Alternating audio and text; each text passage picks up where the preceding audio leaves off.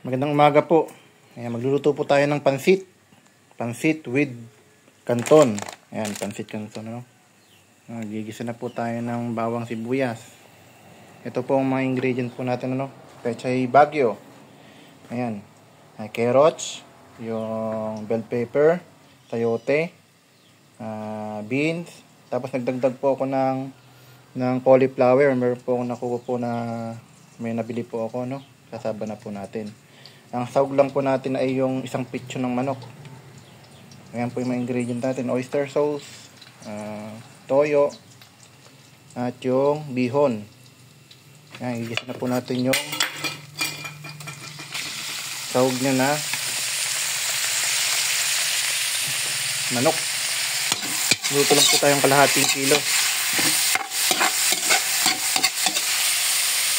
Ayan po mga ingredient na Pechay Baguio, pansit canton, bihon, ayan po yung cauliflower, Baguio beans, carrots, bell pepper,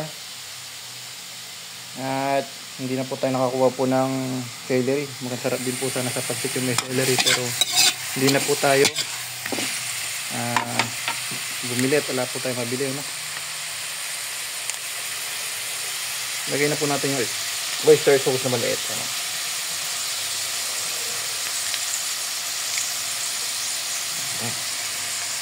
Siyempre, lalagyan po natin ng toyo. Ayan, pwede na po yun.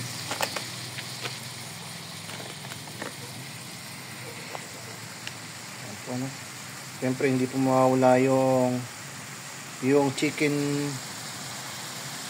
yung pinagsabaw po ng chicken po, chicken broth cubes. Yan. Ayan. Ayan lang po natin siyang kumulo. Ito po ang ating pansit.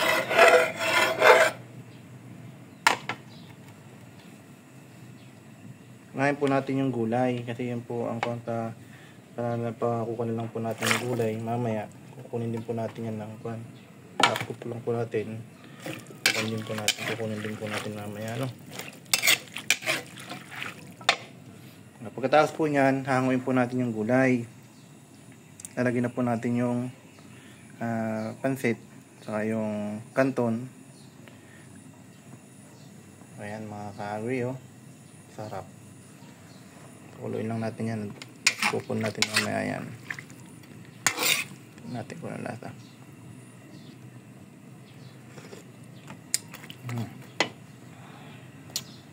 Ngayon lang po mga ka-agri. Magluto po tayo ng pansit with canton.